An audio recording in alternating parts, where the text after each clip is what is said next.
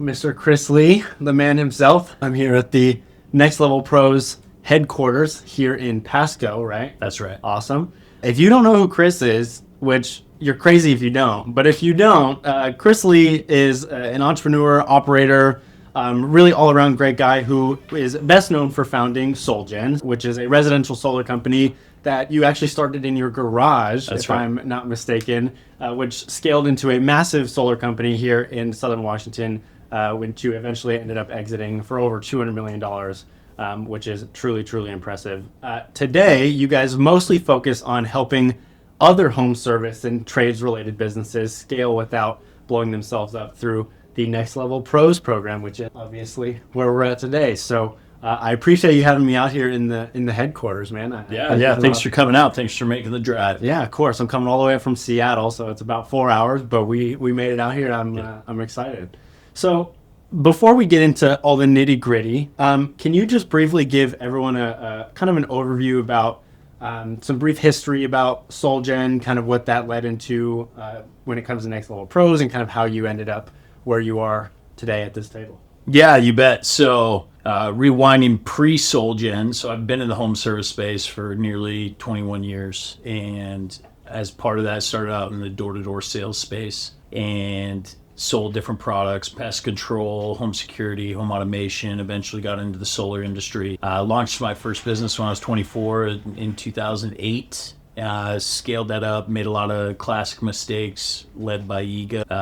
Didn't charge enough, paid too much, had bad partnerships, everything like that. And ended up leading to bankruptcy that I had to file in February 2011. So filed Chapter 7 bankruptcy, lost everything. From there, realized I started a few other companies, realized I didn't know how to scale, went back to work for somebody else, spent 4.5 years working for 3 different companies, specifically studying exactly what the CEOs were doing to be able to scale and run incredible culture and a lot of different things. And so in fall of 2016, I decided that I was done doing that and walked away and spent the next almost year figuring out what my next move was going to be. And so during that time, I spent money on courses, learning online lead generation through drop shipping, Facebook marketing, that type of thing. And during that time, I realized,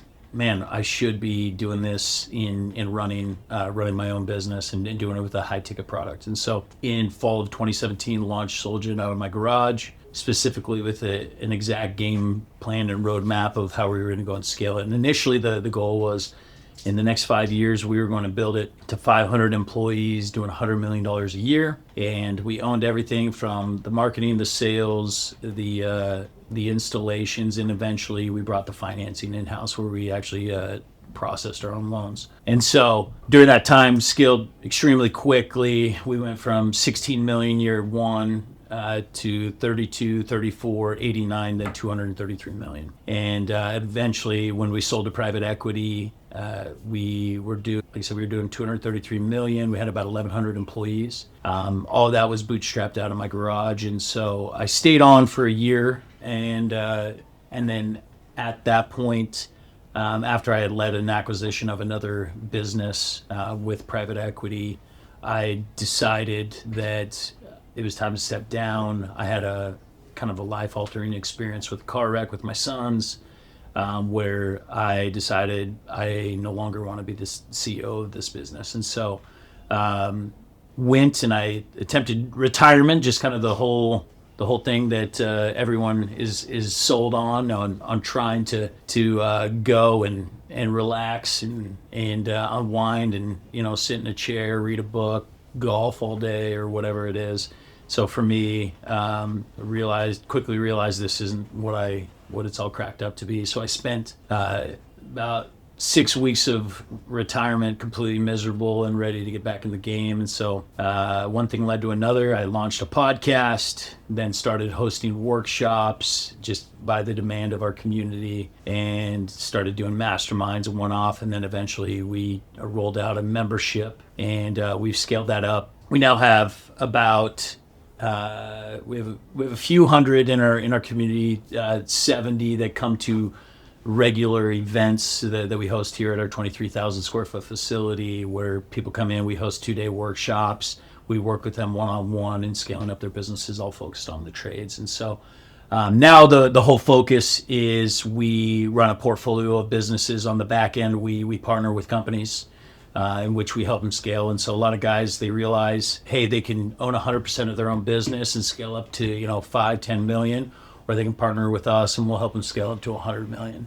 And so that's the whole strategy, and we have goals to hit $1 billion in exits over the next 5 years. So wow, that's awesome. That's awesome. And one thing that I forget who it was, but someone who was giving me a tour around the office mentioned is you guys plan in 5-year increments. You don't really like to do the 1-year planning. Why is that?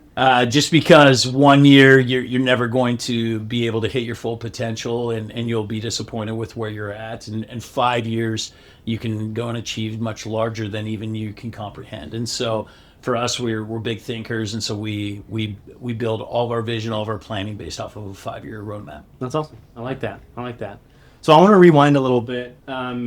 Even just now, you're usually very open about your early failures and the bankruptcy and all of that cool stuff. Well, not necessarily cool stuff, but stuff that helped build you into what you are today. For sure.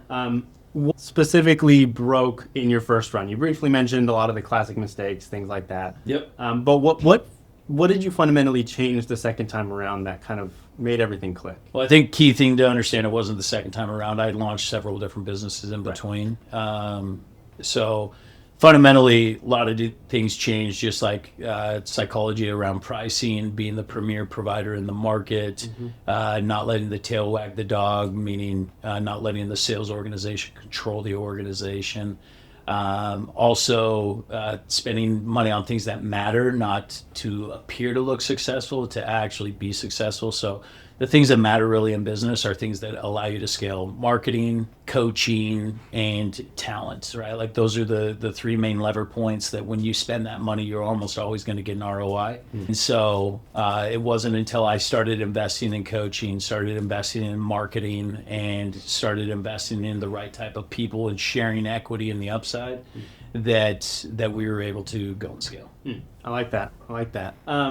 You guys, even for any home service company, but especially for solar, you guys scaled pretty quickly. I mean, your Inc. 5000 plaque is out there in the lobby, 12th fastest growing company in 2021, I believe. Am I correct in that? Which is very impressive. And I wanted to ask, what was that like to go from zero to hero? I mean, in 5 years, that's a pretty quick timeline for most people.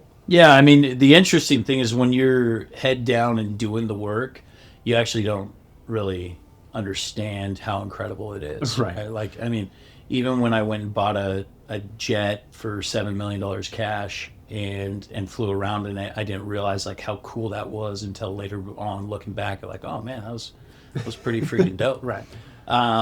So yeah, I mean, it was an incredible ride, but it was something that we were confident in. We had a roadmap and clarity and vision around it from the get-go. And I had seen other mentors accomplish very similar things in a short period of time. And so in my mind, there was no question on whether or not we were going to do it. It was just how long and how much. Right.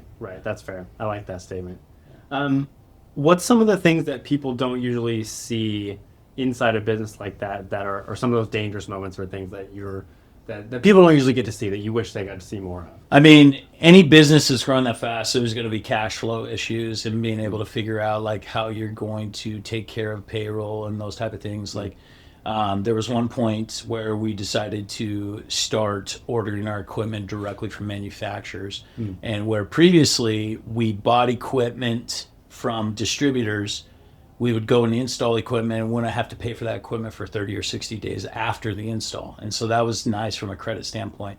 But then we flipped the script and we started ordering equipment directly from Asia, where we would have to buy it 6 months before we would install it. And so cash flow flipped almost 8 months worth. And an 8-month flip in cash flow will bury almost any business. And so that was probably one of the hardest struggles in our business. Even though things were going extremely well, there was hardly any cash in the business. And we ended up having to go and take out some short-term loans from friends and family members just to be able to foot the bill in the meantime, even though we were doing millions of sales and had from an accounting standpoint, we were millions of dollars in profit, but for cash was just completely getting sucked out of the business, being allocated towards inventory, which eventually was a great position to be in because it allowed us to save a lot of money on inventory and so on and so forth. And so like that's something that a lot of people don't see on the outside. The other thing is like, most people don't understand the complexity of what it takes to build a business like that. Yeah. All the different departments, the standard operating procedures, the processes, the software, the leadership issues, the culture issues, the difficult conversations that have to be had. And so through those experiences where I developed a lot of my philosophies and theories that we teach inside of Next Level Pros, we call the 8 pillars for growth. And all those pillars were based off of previous experience with other organizations along with my organization. So like real world, it wasn't built through ChatGPT. It wasn't built on somebody else's philosophy. It was like a bunch of mentors put together with my own personal experience. This is what we know that works. I like that. And how, in that cash flow problem, how did you get out of that? Was it pretty much just a waiting game of making sure you can keep going? Yeah, I mean, mainly a waiting game, but yeah, we had to go and get some short-term loans, which was some tough conversations of being like, hey, look, we're willing to put X, Y, and Z on the line to be able to get this cash. Right. I mean, at the end of the day, like, if the business works, you should be able to find a solution, right? And the business was working; it was very profitable, and so people are willing to typically get on board and help you float the cash. And so it's just a financing issue, whether I get it from a bank, a personal friend, a credit card, whatever. If you have a business that works, then you'll be all right. Yeah, within time. Yeah, that makes sense.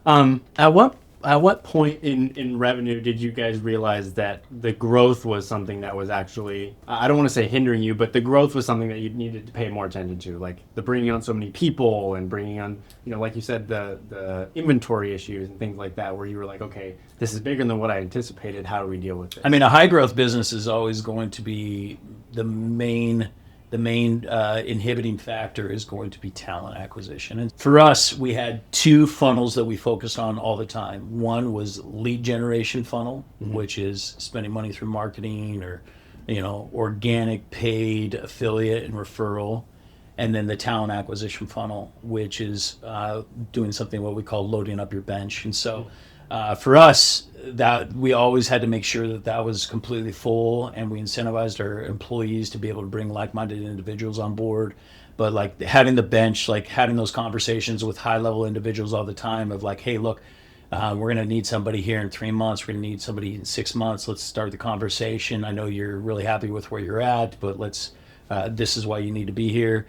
And talent acquisition is easiest when you have a good, clear vision and opportunity for people, right? Most people don't want to come work for an organization that doesn't know where they're going. And so we always had a clear roadmap of where we were going. And so just feeding that talent acquisition. But yeah, I mean, it was always very apparent. We were always growing by like 200 to 300%. Our lowest year growth when we were 32 to 34 million. We were investing a lot into infrastructure, a lot into systems, a lot into our management team, but then getting that stuff in place allowed us to go from 34 to 89 million, so triple our revenue essentially in 1 year, and that was largely because we had the right people in place. Yeah. Let's talk about talent for a little bit, because I feel like that's something that a lot of home service trades businesses struggle a lot with. I mean, you hear it all the time. I can't find good people. They don't stick around. Blah blah blah blah. How do you how do you find good people? Well, first of all, nobody struggles finding talent or keeping good people. They struggle with vision and they struggle with culture. That's it. Okay. So, good vision always brings good talent, and good culture retains good talent. That's the bottom line. And so, if you have a talent acquisition or attracting good talent into your organization, you need to ask yourself, how clear is my vision, and how big is my vision? Right? Like if I want to go and attract a top level salesman, and top level sales guys in the home service space will be doing anywhere from 5 to 15 million a year by themselves. Right? And so if you personally are only doing 3 or 4 million and you want to grow to 8 million, that person will never come to work for you, because you're basically saying, hey, come work for me and my goal is to get to half of what you can actually sell. Right? And so that guy will never ever go, or gal will never ever go and work for a small visionary. And the same thing goes for any executive level or high producer inside the space. They need to know, okay, how this company is going to get to 100 million, 500 million, a billion. Where's my opportunity inside it? And so when you have that clear vision and direction, it's way easier to go after that top end talent pool. And that top end talent pool rarely gets approached the right way because very few people have that big of a vision. And so that's step number one, is you got to get super clear on where you're going and how you're going to get there. And it's not just, hey, a big goal, but you need to have somewhat of a direction of this is the roadmap to be able to go and achieve that. The other thing is the reason why people don't retain good talent is because their culture sucks. They focus only on paying somebody rather than taking care of the whole human, which is the physical, economic, the associations, and the spiritual side. When somebody feels wholly taken care of and that you are fully vested in building that for them, they will bleed for your organization, and regardless of how much they're getting paid, right? Pay is only one small factor into why somebody works and stays at an organization. Is, do I feel valued? Do I see opportunity? Do I feel like I'm a member of the team? Does my work matter, right? Like, all those things have to be answered in the affirmative for somebody to want to continue to build and grow within your organization. Yeah. Layla Hormozi always says, and something I really like, that good managers figure out what's important to each of their people first, and then just try and fulfill on what's important to them. Some of them, it might be economic. Some of them, it might be more balance with family time. Some of them, it might be opportunity and upside in the business, right? Do you find that to be pretty accurate even in the Yeah, I mean, it's definitely accurate. Economic is only an initial driver. It is never the driver, right? Nobody wants to make money for money's sake. Cash by itself is worthless. It just smells and it's gross and everything else. Like, it's what cash can do and what opportunity does it provide for me. Yeah, 100%. I like that.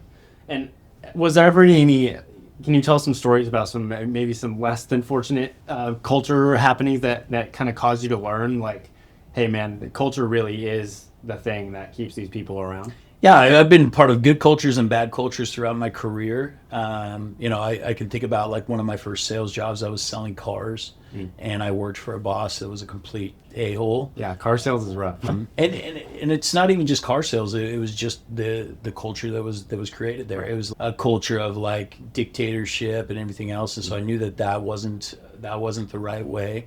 Also, as a part of other cultures where the main focus was make as much money as possible and that nothing else was taken care of, and I realized that wasn't the right way. Some of the best examples that I was a part of that really shaped my theories and philosophies was Vivint. The founder, Todd Peterson, was a master at creating culture. A culture of transparency, a culture of trust. Everybody knew exactly what people were getting paid. They understood that there was more than just a paycheck being a part of there. It was like being a part of a family, being a part of somebody that actually cared about, like, my whole well-being. I remember, like, going into the cafeteria, being able to bring my family to eat at the company cafeteria, just stuff like that, where it was, like, consistently around that. And so that shaped a lot of my theories and philosophies around culture. And the one thing I can say that SoulGen, that was second to none, was the culture that we created. And we never, because of it, we never lost a star player. I can honestly say that not one of our top tier talents that was a star player in our organization ever left. I like that. One thing I noticed just walking around the office here today is you have a lot of young people on the team, which I actually found kind of surprising. Is there a reason for that? Is it coincidence? I mean, we attract what we value. We value good health. We value energy. We value creativity, and a lot of times that is young people for the most part. And so, I'd say for the most part, even inside our community, guys are 20s, 30s, and 40s across the board. And it's not that old people can't do good things. Like, we have a handful of old guys on our team. I've got a guy named Steve that's in his mid-50s. I got another guy that's 60 years old. But they are more the anomaly than the rule. And typically, old dogs don't learn new tricks, and old dogs don't think the same way that we do. And so we're all about rapid growth, massive action, and those type of things. And a lot of times, I said, just the old school mentality keeps you from that. And so, yeah, I mean, at the end of the day, our community is very vibrant and young. Yeah, that's awesome. I like that. As a fellow young person, I like to see other young people doing cool things. What are some of the systems that you guys see, especially in the community too, because you have access to so many of these various amount of businesses that you get to interact with every day and see kind of what's working, what's not, what are people doing. What type of systems do you believe that a lot of people are skipping and later pay for when they're trying to scale to 8-9 figures, doing these really big numbers? Yeah, I think one of the biggest mistakes that small business owners do is they try to automate everything and systematize everything. Yeah. Yes, systems and automations are great, but the problem is a lot of times when you automate everything out, you also automate out accountability. And so what I found is a lot of times the manual process of accountability of like somebody actually physically writing or typing in their numbers is a way better way than just all these automatic reports that are happening from your service titan or whatever else. Yeah. And so I'd say that is like one of the biggest things that you want to avoid in scaling an organization is eliminating the human touch and human accountability. And so although you want good systems, you want good automation, and you want AI integrated into your business, don't lose fact that the human touch is going to be one of the biggest distinguishing factors to a great organization. Yeah, I like that. And especially in today, I think as someone who works in AI all the time, I mean, there's two camps of people. Right. There's the people who are like very much so for AI, but almost a little too much. They're like, you get a little too deep into it, and they, like you said, they try and automate everything. They try and make AI do everything, and within a short amount of time, you can tell, right? Like it's very obvious, and especially in home service trades, whatever you want to call it. I think it's almost scary how much people are putting trust into AI, and this is someone who builds this stuff for a living. Like I think that. It's called home service because it's a service-based business, right? Like service is the core of what you do in a home, whatever your products, whether it's solar, roofing, electrician, gutters, whatever it is, it's service, right? You're providing a service to somebody. And I had someone on the podcast not too long ago. I keep referencing this back and forth, but David Baton of Bumble Roofing, great guy. We talked about this a lot, which was how so many people forget the service part of home service. Yep. And it's so interesting to see, especially now with AI, how that's even slipping away further because people, like exactly what you said, are automating too much and taking out that human aspect. Yep. What are some things that you're seeing along those lines of people automating too much, forgetting about the service aspect, not taking care of the customer enough in trade for just bigger numbers on the spreadsheet? Yeah, I think it's easy to justify if an AI bot outperforms a human to use the AI bot. But yeah, you're definitely when you're only AI, you're gonna suffer some level of brand damage, right? And so the guys that are using it the best is they're using AI to enhance the human interaction, not completely replace the human interaction. Yeah.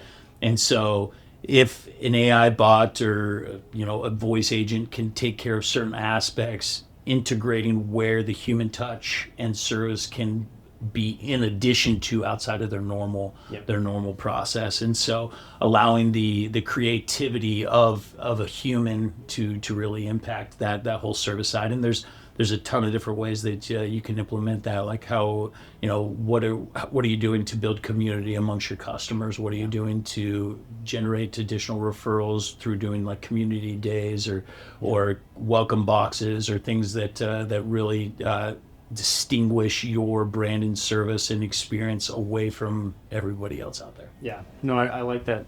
Another podcast we had recently, Ethan Vandehey, we talked about this called unscalable actions, right?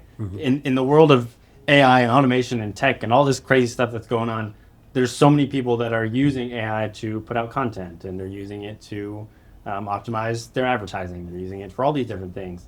And unfortunately, if you're not doing it right, it's very easy to get lost in the noise, because eventually all of what AI produces is going to end up looking very similar.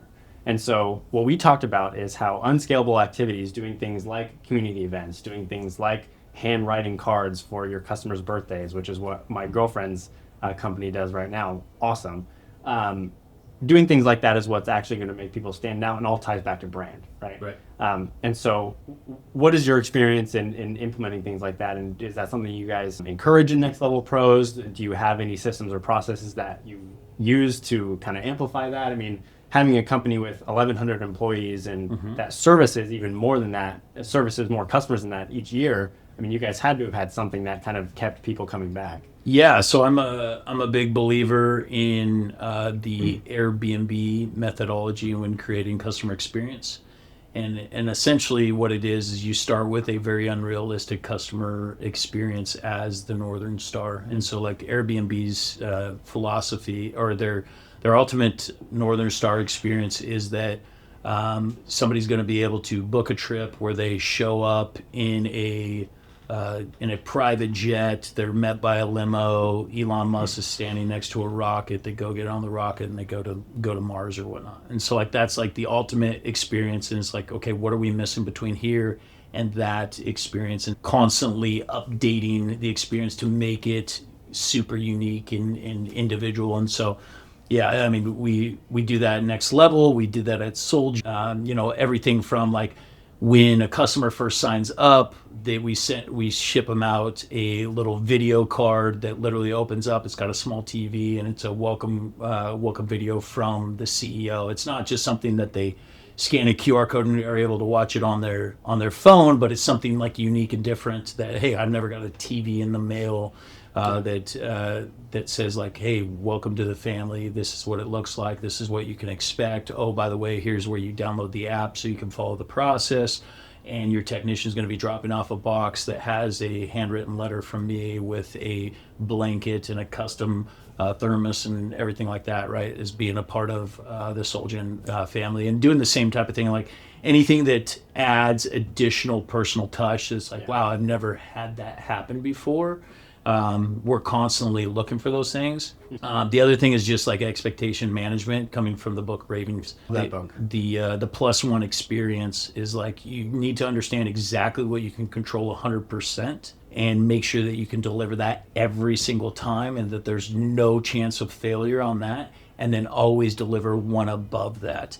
And so people would much rather have 3 expectations that were always met and you deliver a 4th than have 8 expectations and you deliver 7. Even though 7 is greater than 3, they're going to be way more pissed off about having 8 expectations that 7 of them got delivered versus having 3 expectations and you delivered on 4. Yeah, I like that. And I think that's especially true for any service company, whether it's home services, tech, whatever that might be. That's something we do similarly at Nail. We try to make sure that that service component is really tied into personalization and all that cool stuff. I wanted to talk a little bit more about the side of culture, because I know that you're huge on culture. In your experience, how do you see culture kind of quietly destroying companies because they can't retain, their employee churn is crazy, because their employee churn is crazy, they can't keep their processes down because they keep having to reteach people? How do you see that just tanking companies? Yeah, so I mean, culture is essentially what you allow to be true inside your organization. And so one of the things that's hardest as a home service business owner is taking a top producer that is a culture cancer and getting rid of them. You can have somebody that literally sells twice as much as the rest of the organization, but they don't align with any of your core values. They're dishonest. They don't show up on time. They dress sloppy, whatever. Even though they're double producer, most people will not get rid of that person because they're scared of what that would mean to their bottom line if they lose that top production talent. Versus like cutting that person immediately. And that goes on both ends, not only for top producers, but also low producers. Anytime that you keep people that aren't, 1, doing their job, 2, a good fit personally with your core values, right? Like that's the constant measuring stick. Like, does this person consistently live my core values? And 2, do they consistently hit their impact metrics, or what some people refer to as a KPIs for their job? And if those 2 things aren't true, you have to get rid of them immediately. And the longer you hold on to them, the more you tell your organization that these things really don't matter. We don't really care about you hitting your metrics, and we really don't care about you being a core value fit. And so you should be more worried about what that messaging is to the rest of your team than that person or what they will do to your bottom line. Because the second you cut a producer that is a bad culture fit, you're automatically going to get more production from everybody else, because there's going to be a sigh of relief, a sense of like, oh man, I'm glad. Why didn't you do this 2 months ago? And so like that's the biggest thing, is you have to run your business based off of core values, mission, what that actually means. You got to use it in your hiring, your analyzation, and your firing of all your people. Yeah, that's awesome. When you go about having those conversations, I mean, another quote, I forget who it's from, but it says that everything you want is on the other side of a hard conversation. Mm-hmm. How do you deal with those hard conversations? I mean, that's always something that can't be, it can't be fun to do. Obviously, like you said, it's necessary a lot of the time. Yeah, you gotta train yourself that, like, when a hard conversation comes up, that you just have to get through it. Like, real leaders have tough conversations, and tough conversations is like not worrying about the outcome, but worrying about what happens if I don't do it. Yeah. And so having that hard conversation, setting proper expectations, and I'm a big believer that in repentance and second chances, and that people can change. Mm-hmm. And so, like, just because they're a fit or a misfit with core values or aren't producing, they should still have the expectation and understanding that they are missing. And so you have to have that frank conversation of, look, you're missing here, you're not producing here, you're failing in this core value, and so that they know exactly what they need to change. And one of two things will happen: they will naturally leave themselves knowing that they can't do it, or they will make a move that will create alignment. And if they don't, then you know it's an easy call to make to get rid of them. Right. Kind of lines everything up, and everyone kind of expects what to happen next at that point.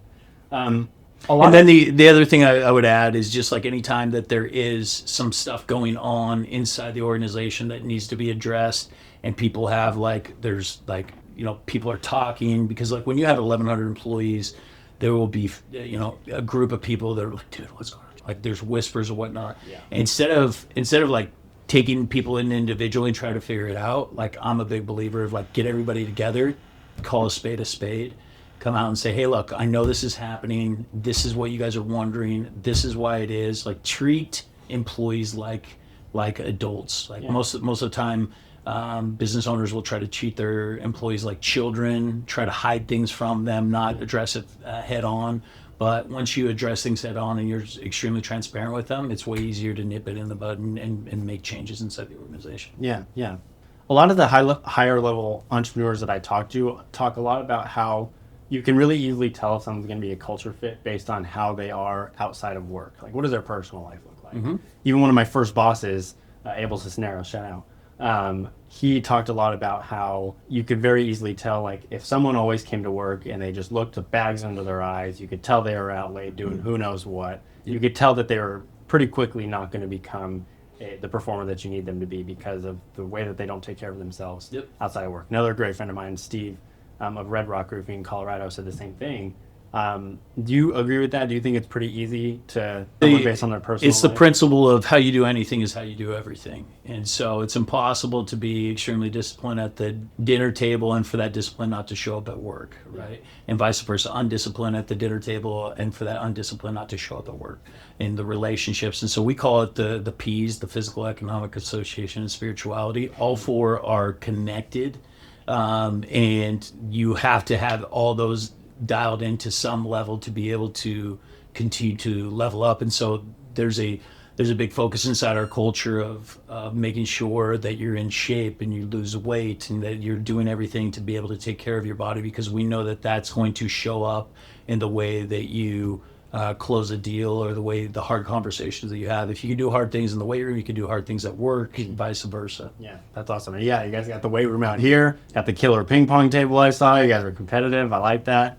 As a leader who led an organization of over 1,000 people, which not a lot of people get to do, right. What's some of the hard leadership lessons you had to learn as the company started to really get up to that next level? Hard leadership lessons is like the law of the lid is always difficult, right? Meaning that an organization cannot get past you. And so being willing to let go of control of absolutely everything. So I'm a big believer that there's no such thing as perfect people, only perfect couples, teams, and organizations and communities.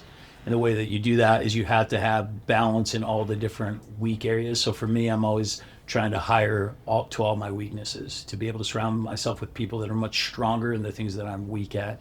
And so like that is probably the number one thing that I had to consistently focus on, is like, okay, what are my weaknesses? Being well aware of my weaknesses, talking about my weaknesses, having people understand this is the best way to, this is how you work with me, instead of thinking like I know everything. So one of our core leadership principles we say is that you need to be 100% convinced that your way is the right way, with a willingness to be wrong.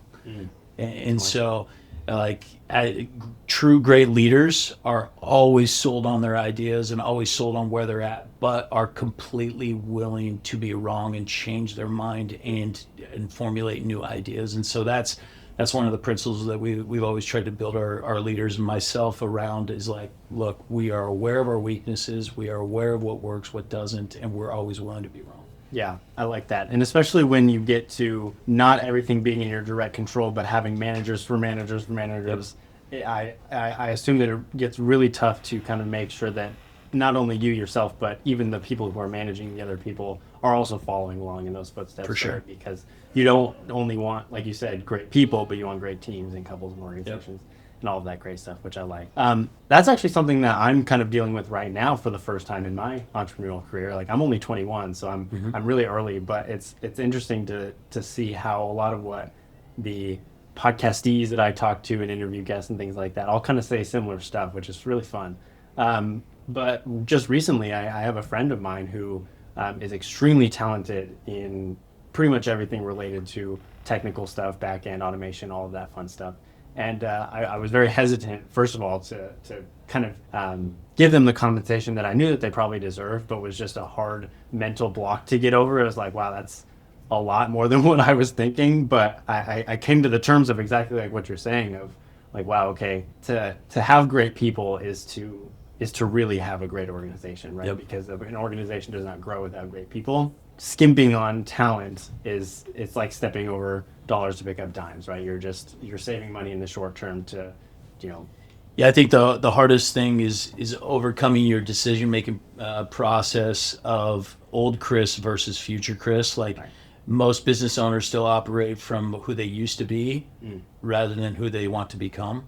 Yeah. And so, like, if you are in a position where you've never been before as a business owner, right? Like, you're doing more revenue, you have a bigger team than you ever have done before. The worst thing you could do is try to operate how old Chris used to think through things, right? And so a lot of times we think back to our childhood, we think back to our previous experiences, we think back to all those different things, that a lot of times dictates the way we make decisions, where our decisions should be based off of what does future Chris look like, what is the future organization. That's why we operate off of like a 5-year roadmap, is so that we can clearly understand what our life will look like, what the business life will look like, and everything else, and make decisions based off of getting to there versus like where we have come from. Because like you said, when it comes to paying somebody more money than we've ever paid before, that's all based off of previous Chris, off of past decisions that I've made, versus, okay, what does a $100 million a year company, what does that organization look like? What are the employees getting paid inside that organization? What is the CEO of that organization? How does he act and make decisions based off? And so I think that's like one of the biggest paradigm shifts, is like consistently putting yourself into the future and making your decisions based off of that. Yeah, I like that. It's a lot easier to think of. It's the same philosophy of personal growth, of like how, what decisions would I make today to make sure that I'm doing what I need to do to get to where I want to go tomorrow, right? Yep. And what would the me who I want to be do in this certain situation? That's how I get through a lot of my decision making, is like, okay, well, what would George 10 years from now say to this? Yep. And so I think it's a great way to look at things, especially early in the business. How do you think about equity? Like, what is your opinion on giving equity or rev share or anything related to it to employees early on that are kind of foundational for the growth? Yeah, I think equity is probably the single most underutilized asset that every business owner has. Okay. And when properly built out, you can incentivize a very large team to be able to go and a very talented team to go and do incredible things. So I'm a big believer in sharing a lot of equity. I would much rather have a small piece of a very large pie than 100% of a very small pie. Yeah. I like to think from things like Elon Musk. Elon, when he sold, actually, this is a great question for you. Do you know what percentage Elon owned of PayPal when he exited to eBay? No, I don't know the exact. I know it was less than 20%. I'm pretty sure it was pretty small. So it was 11.2% that Elon owned. And do you know what that equivalated to in total millions? Tell me. It was 165 million. Okay.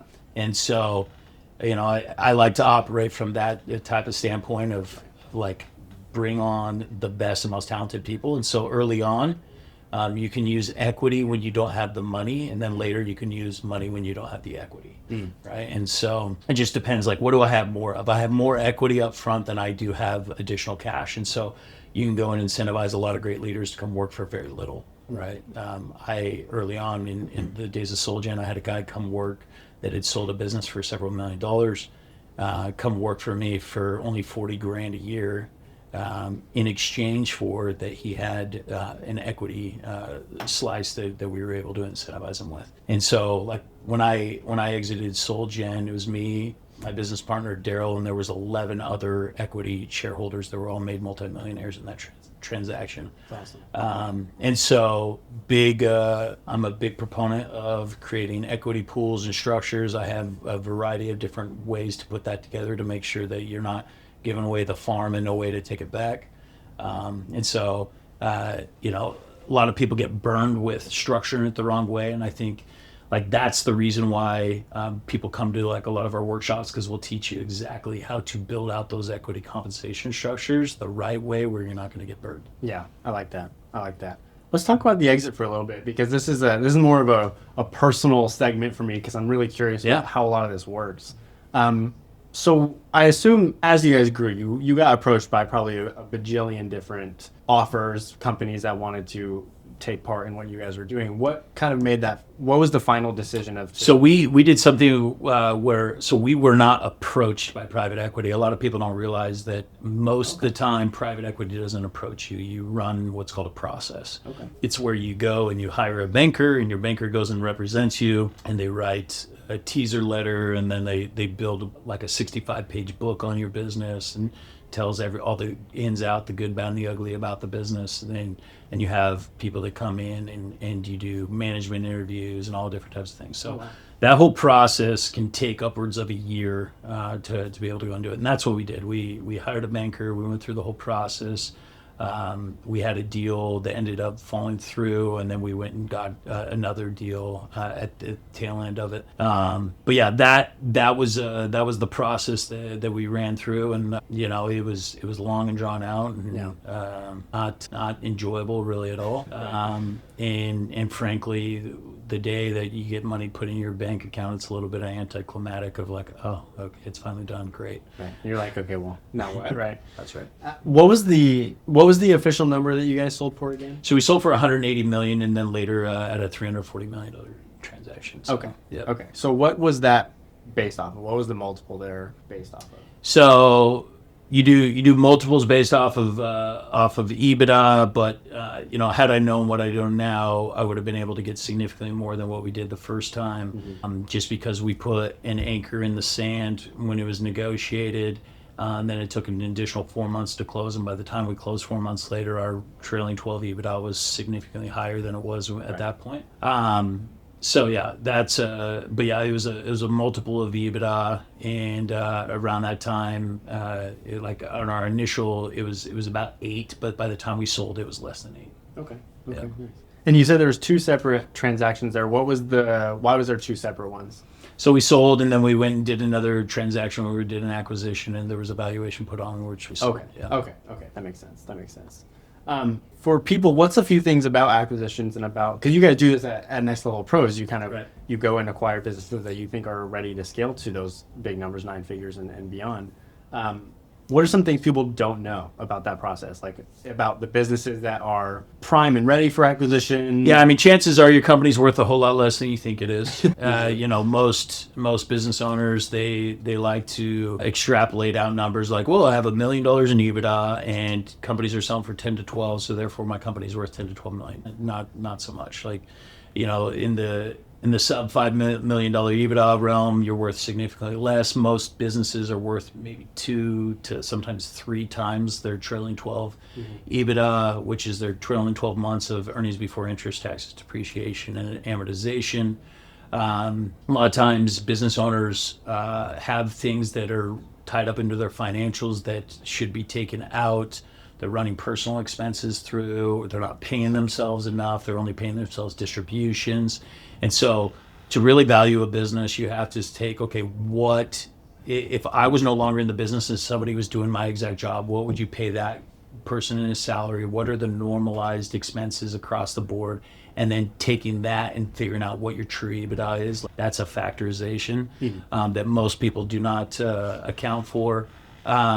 And then there's like so many other things that add additional multiples, having a fully built out management team, proven scalability where you've scaled across multiple locations, software, automations, like different things in place that all add different factors to the multiple. Right. But yeah, most people never grow their business past really what is a hustle that will get valued at like 2 to 3 times their net profits. Yeah. Yeah. Why do you think that is? Do you think people just don't know? Do you think it's a knowledge gap? Do you think it's an effort gap?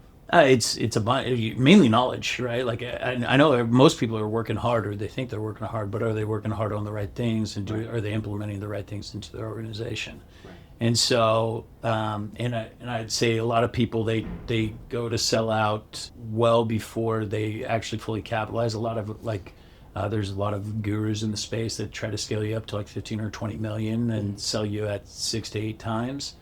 Where if you would have just taken the same things that took you to get past 15 million, you could take that up to 50 million over the next year and a half. And so you missed out on a significant amount of upside.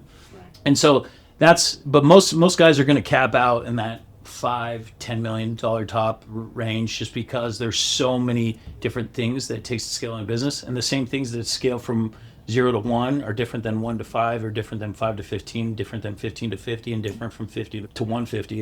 And so that's like part of our program. Why we call it Next Level Pros is like there's different levels, and you have to be readdressing all the 8 pillars at each different level to be able to scale it past that. And at the end of the day, you don't know what you don't know. Right. And so that's why people come in and they partner with us, because we have ran the roadmap. We know exactly what it takes, and they can get there much quicker. It's not that they couldn't figure it out themselves. It's just how long is it going to take to figure it out.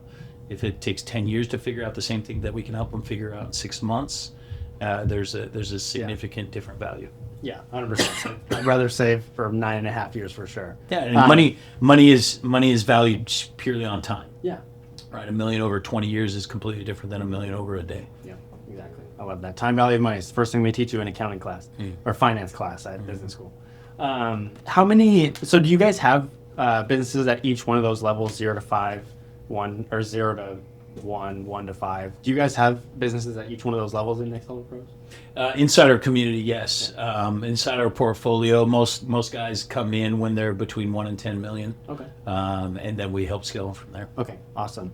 Let's talk a little bit about the community and kind of what you guys do inside of there. Yep. I really want to know, since you guys have access to so many different businesses and so many different markets, so many different types of companies, what's one of the kind of aggregate things that you see consistently in business owners who want to scale, but year after year they just keep falling short, or they're working on the wrong things? What's kind of a pattern that you see as to why that might be happening? I mean, one of the main factors always is the lack of value someone puts on their own personal time.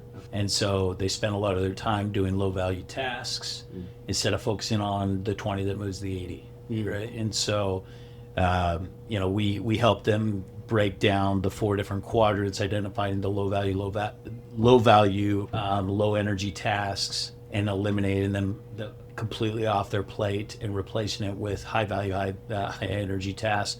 And so going through and being able to create job description around the things that are bogging people down offloading that and being able to focus on the real value drivers of the business. Right. That's awesome. What's some of the, can you give us a couple examples of what would be a low value versus high value talent? Yeah, I mean, it happens all the time that, business owner wears all the hats. So he's doing bookkeeping, he's doing CSR work, answering customer service calls, doing technical support for the technicians, so on and so forth, which a lot of these things could be hired out at $15, $20, $25 an hour job, like administrative work, paperwork, permits, all different type of things. And if you get that off their plate and they go and they focus, even just sales, which would be at that point a high value, high energy, or maybe they don't like doing sales, but it's still high value.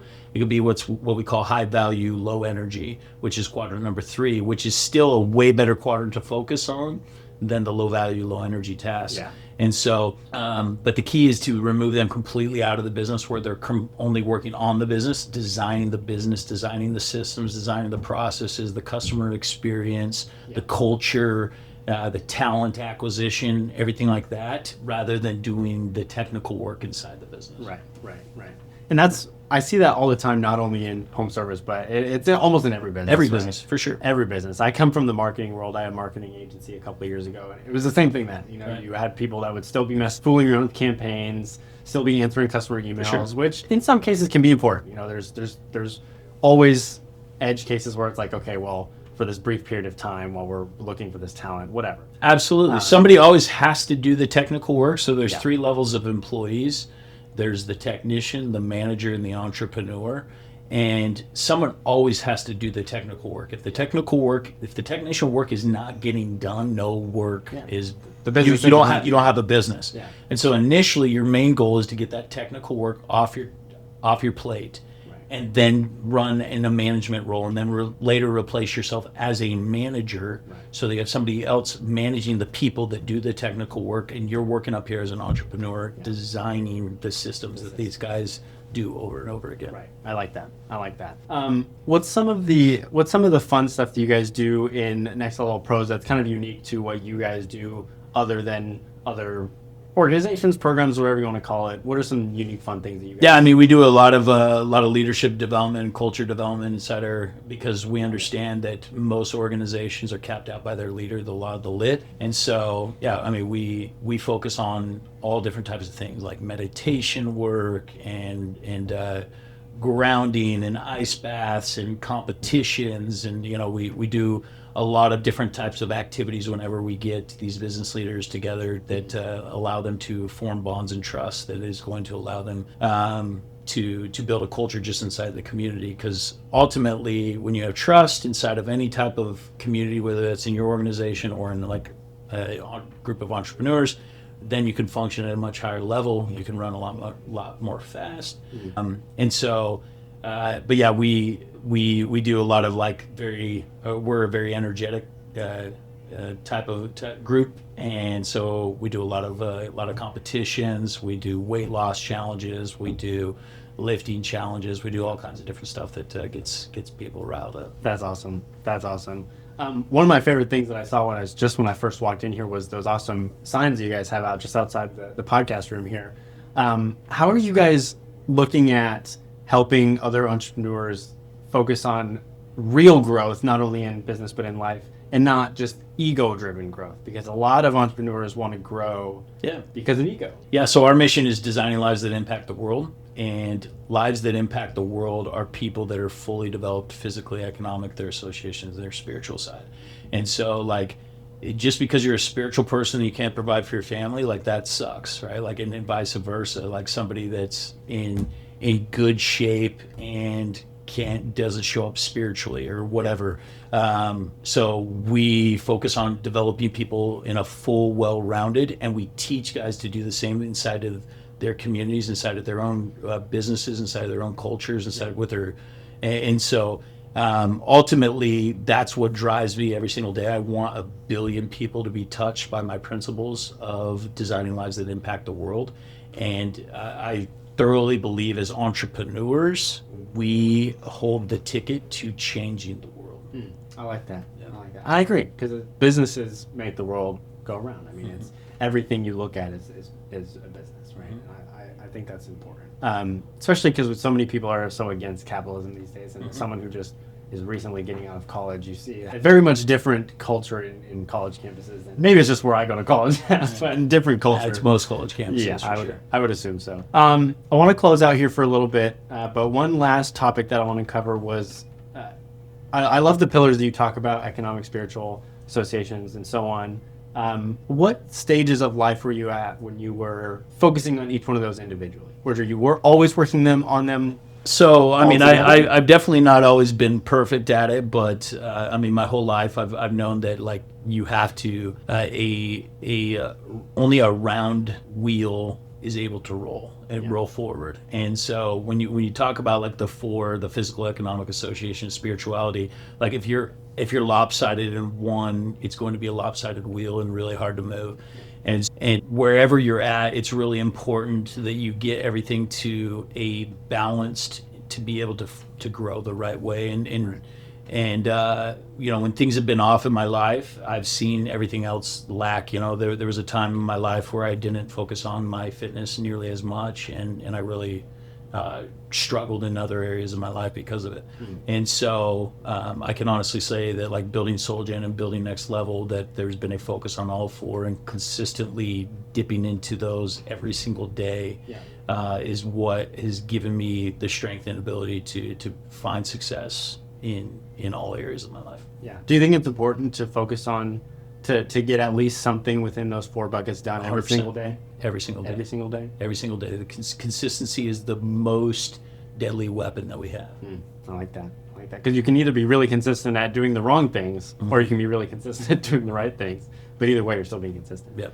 I like that. What are some things that you do today that kind of fill those four buckets? I mean, every single day, I from a spiritual side, I pray, I meditate, I try to read every single day. I try to work out, get my body moving, cold plunging, lifting weights from a physical standpoint, spend time with my wife, my children, my team, and building out my associations. And then the economic side, 5 to 6 days a week, I'm focusing on building my business, educating, constantly learning. Like one thing that I attribute almost all my success to is my consistent and constant hunger for learning and looking for new ways to improve. And so, those are things I try to do every single day. I love that.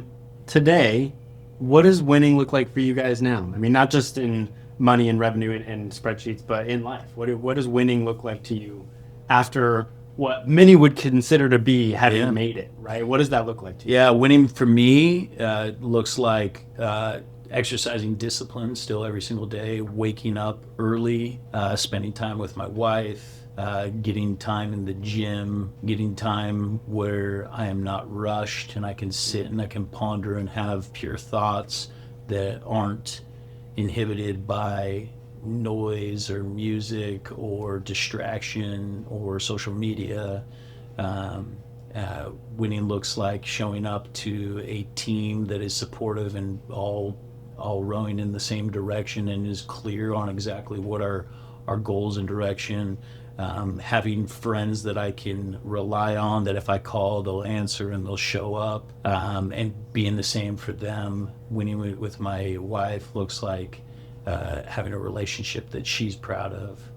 Winning with my children is influencing them through both my example and being involved in their lives. Yeah, I mean that's and truly choosing what I do with every moment of every single day. Leaving nothing up to chance. Yeah, love that.